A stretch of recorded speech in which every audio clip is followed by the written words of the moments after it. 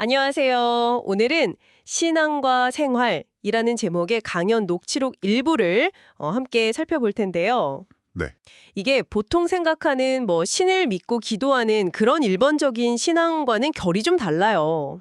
맞아요. 좀 독특하죠? 네, 우리가 이 세상에 오기 전의 상태라던가 또 삶의 의미, 그리고 뭐랄까 마음가짐의 중요성 이런 거에 대해 아주 독특한 관점을 제시하고 있거든요. 네, 이 자료 보면 시작부터가 우리가 보통 저세상이라고 부르는 눈에 안 보이는 실제계, 여기서부터 이야기가 딱 시작돼요. 아, 저 세상에서부터요? 네, 우리가 태어나기 전에 거기서 이번 생에 부모님들 분들과 만나서 일종의 삶의 계획 같은 걸 세우고 온다. 뭐 이런 설명이죠. 계획을 세우고 온다. 네, 그리고 태어나기 전 우리 몸은 광자체, 그러니까 빛으로 이루어진 아주 안정된 에너지 상태였다. 이렇게 얘기하고요. 빛의 몸이라. 와, 정말 흥미로운데요. 그렇죠.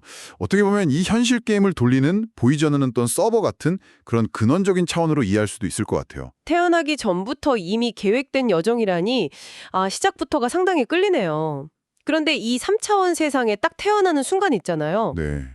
그때 그 이전의 기억이나 연결, 이런 건 어떻게 된다고 설명을 하나요? 뭐랄까 완전히 다른 OS로 부팅하는 그런 느낌일까요? 그거 정말 정확한 비유신데요. 자료에 따르면요. 어머니 뱃속에 한 3개월쯤 됐을 때부터 저세상 의식이 태아한테 영향을 준대요. 3개월부터요. 네. 그래서 그게 입덧의 원인이 될 수도 있다. 이런 말도 있고요. 근데 결정적으로 아기가 세상에 나와서 첫 울음을 딱 터뜨리잖아요. 네네. 그 공기랑 접촉하는 순간 그 연결이 완전히 끊어진다는 거예요. 그리고 모든 기억은 100% 잠재의식, 그러니까 무의식 속으로 그냥 싹 숨어버린다 이렇게 말합니다. 와, 완전히 잊어버린 채로 시작하는 거군요. 그렇죠. 그 자료에 나온 비유처럼 우리가 2차원 스크린 속 영화는 보지만 그 안으로 들어갈 수는 없잖아요. 네, 그렇죠.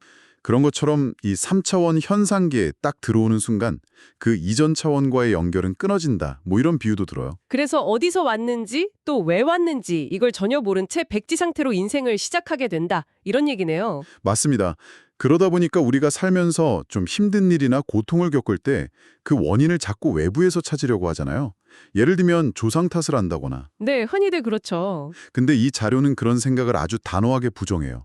모든 문제의 근원은 전적으로 우리 자신의 마음 상태에 있다. 이렇게 강조하거든요. 외부 탓이 아니라 내 마음이 문제의 시작점이다. 이거 상당히 강력한 주장인데요. 네, 그렇죠.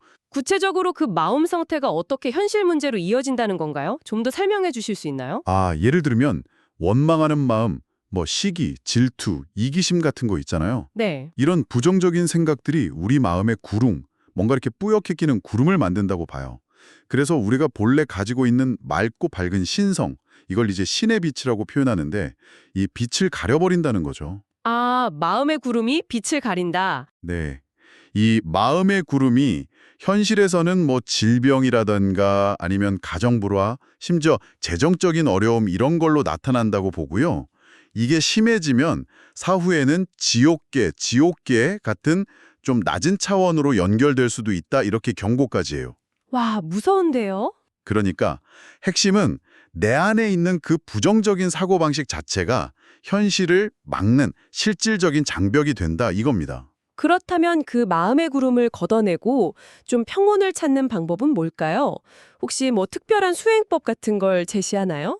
어떤 특별한 테크닉이라기보다는 중도의 지혜를 강조해요. 중도요? 네, 그 강산성이랑 강염기성이 만나면 중성의 소금이 되잖아요. 그렇죠. 화학 반응처럼. 그런 것처럼 아주 극단적인 것들이 만나서 조화를 이루는 상태, 이걸 말하는 건데요. 너무 긍정적이거나 너무 부정적인 어느 한쪽에 치우치지 않고 현재 상황을 그냥 있는 그대로 받아들이면서 마음의 균형을 잡는 거, 이게 중요하다고 보는 거죠. 듣고 보니 그 물질이나 돈을 최고 가치로 두는 자본주의나 사회주의 이런 이념들도 다 마음의 중요성을 놓치고 있다 이런 비판도 있었던 것 같아요. 맞아요. 그것도 되게 인상적인 부분이었죠. 네, 진정한 평요라는 건 결국 소유가 많고 적음이 아니라 만족할 줄 아는 마음, 탈이롭고 또 시르 여기에 있다는 거잖아요. 네, 정확합니다. 어떤 환경에 있든지 간에요. 심지어 그 환경이 태어나기 전에 내가 스스로 선택한 어떤 배움의 과정일 수 있다 이런 관점에서요. 어떤 편견 없이 올바른 마음, 그러니까 중도의 마음으로 살아가는 그 태도 자체가 중요하다고 역설하는 거죠. 부족함 속에서도 감사함을 찾는 마음이 진짜 풍요다. 네, 그런 메시지예요. 그리고 더 나아가서 우리가 지구뿐만 아니라 다른 행성까지 오가면서 수없이 윤회전생을 했다는 얘기도 있었어요. 네네, 나왔죠. 그리고 그 모든 기억이 잠재의식 속에 마치 방대한, 요즘 말로 하면 클라우드 저장소처럼 다 기록되어 있다, 이런 설명도 있었고요. 그렇죠. 그 예시로 어린 김웅용 씨가 막 복잡한 미적분 풀었던 거, 그런 얘기도 나왔었죠. 과거생의 경험이 현생에 영향을 줄 수 있다는 걸 보여주는 사례로요. 맞아요. 김웅용 씨 이야기? 네. 근데 이제 대부분의 사람들은 앞서 말씀드린 그 마음의 구름 때문에 그 엄청난 데이터에 접근을 못한다는 거예요. 또 그 구름이군요. 네. 하지만 꾸준히 마음을 닦아서 맑게 하면 마음의 창, 코코노마도 이렇게 열린다고 표현하는데, 그렇게 되면 잊었던 과거생을 기억하거나 아니면 영적인 체험을 하는 것도 가능해진다, 이렇게 주장을 해요. 모든 가능성은 이미 우리 안에 있다, 이런 거죠. 와, 그렇다면 진정한 수행이라는 건 산속에 들어가서 고행하고 그런 특별한 행위가 아닐 수도 있겠네요. 바로 그거예요. 진정한 수행은 그냥 일상생활 속에서 내 마음을 닦는 것 그 자체라는 거죠. 일상생활 자체가 수행이다. 네. 태양이 조건 없이 그냥 빛을 주잖아요. 그런 것처럼 우리도 받은 것에 감사하고 또 이걸 주변에 나누는 보은의 삶, 이걸 실천하는 게 중요하다는 거예요. 감사와 보은. 네.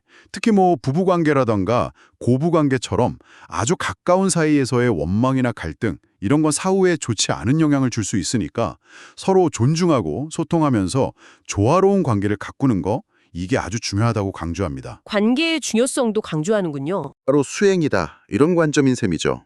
오늘 살펴본 자료는 정말 삶과 또 보이지 않는 세계를 바라보는 참신하면서도 깊이 있는 관점을 제시한 것 같습니다. 네, 저도 그렇게 느꼈습니다. 우리가 겪는 이 현실이 어쩌면 내가 스스로 설계한 배움의 과정일 수 있다. 그리고 결국 외부 환경보다는 내 마음 상태가 삶의 질을 결정한다. 이 메시지가 특히 기억에 남네요. 맞아요. 모든 답이나 가능성이 이미 내 안에 잠재되어 있고 마음을 정화함으로써 더 큰 진실에 닿을 수 있다. 이런 희망적인 시각을 보여준 점도 흥미로웠고요. 네. 결국 물질적인 소유가 아니라 조화와 감사에서 오는 그 마음의 평화가 진짜 행복이다. 이런 어떻게 보면 보편적인 진리를 다시 한번 생각하게 하는 것 같아요. 여러분은 어떠셨나요?